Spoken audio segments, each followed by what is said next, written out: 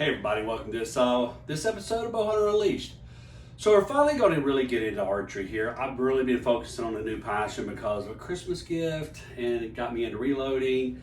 Been doing a lot of shooting and stuff like that. I've done more since December with guns as far as shooting rifles and thinking about rifle hunts or anything than I have in the last 35 years. That being said, in the last 35 plus years, let's say since 1984, however long that's been, I'm not doing the math, I've been shooting a bow. I got handed my first bow, fell in love with it, had to teach myself how to sight it in, how to use it. Nobody knew anything about it. And from there on, it's been just wonderful, horrendous journey that I got to take because of archery and the passion that it gave me. One thing that made me really want to start doing these video series and to start talking about archery, I think that really kicked me back off was I had a conversation. I had a TikTok channel, and of course we got banned. But I was doing a live one night. We're going to start doing these lives every Thursday night. Of course, then they banned us. But anyway, this guy from Southern California gets on, and we start talking. And he said something that really, really concerned me. Not only concerned me, but just really, it kind of hurt. It hurt because I've been in this industry a long time, and I've really loved my experience in it. But I get that not everybody has that experience, and he's wound up around some folks who, he doesn't shoot a certain type of brand of bow, and in his specific area, that being a Hoyt. And if you don't shoot a Hoyt, then you're trash, and your bow is trash, and you got junk, and they're just not giving any help. Now, that doesn't say that's not on Hoyt, that's on the people, that's on an attitude, that's on we're a clique, and you're not good enough. Because somebody doesn't shoot a $1,600 bow, one, doesn't mean they're not good enough, and two, it don't mean they can't kick your ass on the range. I've seen plenty of people get their butts kicked by what would be considered a cheap bow, and by somebody that they didn't think might have been deserving to stand up to the line with them, such as a 12-year-old girl who shoots your eyeballs out. So I thought that I would then go toward maybe presenting this from a working class person's point of view.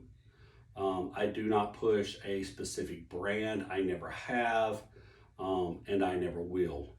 I won't be bought, I won't be sold. I'm not going to get out here and push something on you because somebody's trying to buy their way or promote you or sponsor you or anything else. And the reason why is because the archery industry was always designed around being specific to you and your needs. So we will get into talking about bow selections for those like I was conversing with online about choosing bows and about different equipment to use, and so this series is going to be more on that. It's going to be more about the everyday guy and choosing your equipment, why some people may shoot one arrow over another arrow, why this broadhead not that broadhead, and I think it'll be a fun journey. So this is not going to be something where you're going to see me promoting a certain brand. I may talk about a certain brand for a reason or another, but it's not to push that brand. There's too many good things out there, and to choose from. There's so much good equipment, there's so many good arrows, there's so many good broadheads. The archery industry, when it comes to bows, has so well increased and improved and made us capable of doing things that we couldn't do many years ago. I do remember the time if you could put an arrow, 6 arrows in a 9-inch pop plate at 20 yards, you were a badass. The average day that was great if you were a hunter. Now we're shooting, 50, 60, 70 yards. Usually my max distance is 70, and I'm comfortable with that. As I'm getting older, I'm starting to go, you know what, maybe I need to trim it back. But that's because that's a personal need for me. I don't see as well as I used to. So therefore, I'm not going to take the shots that I used to. So as we get into this, we'll just talk real quick about a few things. The bow hanging up here is a Chris Kyle, bow, legend bow, limited edition bow by Bowtech. The bow you see hanging behind me It's an obsession bow. It's my current hunting bow. I've had it since 2017. I've been to South Africa with it. I love it. I am currently looking to buy a new backup bow. This was my backup bow, and it no longer is. It's retired. Actually, it was a primary hunting bow also, but I mean, it was my backup bow before I hung it up. My son's got a Matthews, so we'll be talking about that. It's Matthews' granddad giving. I've got Dad's Matthews in the house. It's a Matthews quiver with Dad's arrows in it laying here on some things I'm going to be working on for him. So let's talk about a little bit of equipment. If you want to have your own set up at home, like I do, which I've done for years, building my own arrows, pretty much taking care of my own equipment. I don't per se work on my bow. And I have a reason for that. And one day we'll probably talk about that. But let's talk about a little bit of this real quick in this episode. So let's kick it off here. This is my new Pro Chrono. So this is my, my speedometer. This is what I'm going to shoot my arrows through to test them to see what kind of speed I'm shooting. I've got the light kit with it and everything's the Pro Chrono set up. Had to buy this because I don't know where my other one is at. And after a couple of moves recently, my arrow saw was gone. Some things have disappeared, so I'm still got to replace them. My jig is MIA, so I'm going to be trying out a new jig. So this is Boning's new jigs, little three-way jig they're doing. This is the complete tower kit. It's got all the different pieces and parts in it. It'll be the first time I use it, so I'm going to be putting it together. We'll be doing a little short episode on this and the good and the bad and the ugly of it. If it's not any good, I'm sorry. I will let you know if it's not good to me. But it seems to have pretty good reviews. I did wind up getting a new scale from Last Chance Archery. The reason I actually changed the scale is because it comes with this little piece here. Put your arrow in it, hold your arrow, and keeps it from rolling off the scale. So that's a nice little thing to have. I did go ahead and pick up here recently in my shipments this, which is a broadhead, kind of a stay sharp deal from Easton, holds 6 broadheads. I love this. I used this on my last trip. The reason I'm having to replace mine is I think I left both of them with my guide. He was a bow hunter and he liked them, so kept my broadheads. Most all my broadheads. I left him one of these full of 6 broadheads for him to try because he liked my broadheads. I am kind of a vein tech guy. I do keep a very, different, some boning veins around, Easton veins around, stuff like that. I'll build them with whatever somebody wants. Somebody wants me to build them a dozen arrows. I kind of fell in love with vein tech. I like shooting their veins. I've been real successful with them. I currently have in their 2-inch HDs and then their 2.5-inch V maxes. I usually shoot the 2.5-inch V maxes because I'm a 31-inch long draw shooter and I like to shoot a little bit longer arrow. So I still got to get me aerosol, which I'm struggling with right now. And to be real honest as to why, the Wesson is the only one I can find, and I'm just seeing a ton of bad reviews on it. I mean, every time I think I'm gonna order one, I read another bad review. And I just can't spend the money on something when I'm getting a lot of bad reviews. And I've not been really wanting to spend the money to step up to Last Chance Archery's aerosol, which is like 500 something bucks. But maybe one day you'll see that on the table here. Maybe you won't.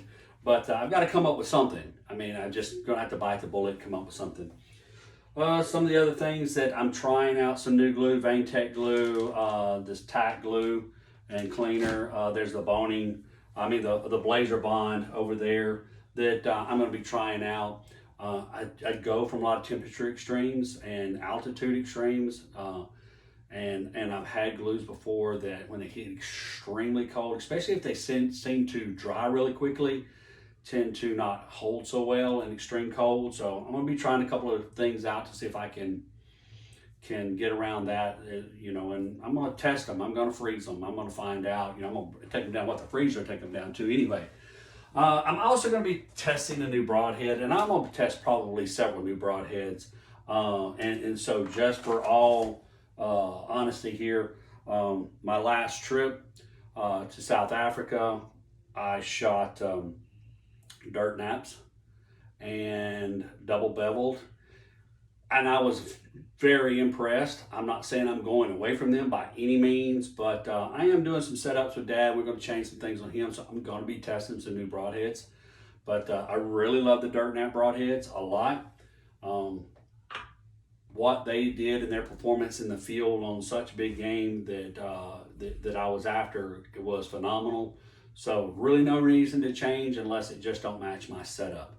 But one of the things I do want to try out is Dirt Nap come out with what they call the BMF. I know everybody knows what BMF stands for, but they're saying it's both mechanical and fixed is what it stands for. So it's going to be interesting. We'll be doing a little review on those things. We'll be shooting them. We'll be testing, seeing how they fly. We'll be using the chrono and videoing and doing that for you guys. Still got to get decibel meter in here and things like that. So I don't have everything yet, but we're getting started. So that being said, I currently shoot a Obsession Huracan. I don't think they've made it since 2017. Here it is, 2021. Yes, I'm probably buying another bow and I'm in the market for it, and I'm looking right now. It's a 70-pound bow on a 31-inch draw, shooting a 480 grain arrow, shooting full metal jackets, and shooting, of course, the Dirt Nap double bevel broadhead. I just had new strings and cables put on here, just picked it up yesterday. So one of the things we're going to be doing is running it through the chrono to make sure that its performance is what it was when I dropped it off and what it has been in the past, and I'm producing the amount of kinetic energy out of it that I want to produce. So just kind of be on the watch out for us here at Bow Hunter Unleashed as we talk about equipment. Everything from releases to sights to, you know, your arrow rest. If I shoot something, I'll explain why I shoot it for me and why it fits for me. Does not mean it will fit for you, and that is one of the topics I'm going to want to discuss is just because it works for somebody else doesn't work for you. And we'll go in depth in that on one and have some good examples of what we're talking about. The other thing I do keep in my shop, and I just had to get a new one, is a draw length check arrow. And we'll talk about draw lengths real quick and why just walking into a shop and somebody goes, oh, you're 6'2", so your draw length is this. And I had that happen recently with my son, and we were ordering a new cam, and he's about an inch short. No one can tell you what draw length you are based off your height, and that's just fact. That is not how it's done. And that guy's a top 100 dealer or whatever for Matthews, but that's it. We'll never walk back in that arrow shop again or that bow shop again and do business, because that ain't how it's done. And so now my son has got to get his correct cam for him replaced somewhere else, and we got to get it adjusted to fit him. So stay tuned, hang out, come watch us, come join us. As we go down this trip. You may like what I have to say, you may not like what I have to say, but that's just the archery industry. Everybody's got an opinion, and yeah, mine stinks like the rest of them. So until next time.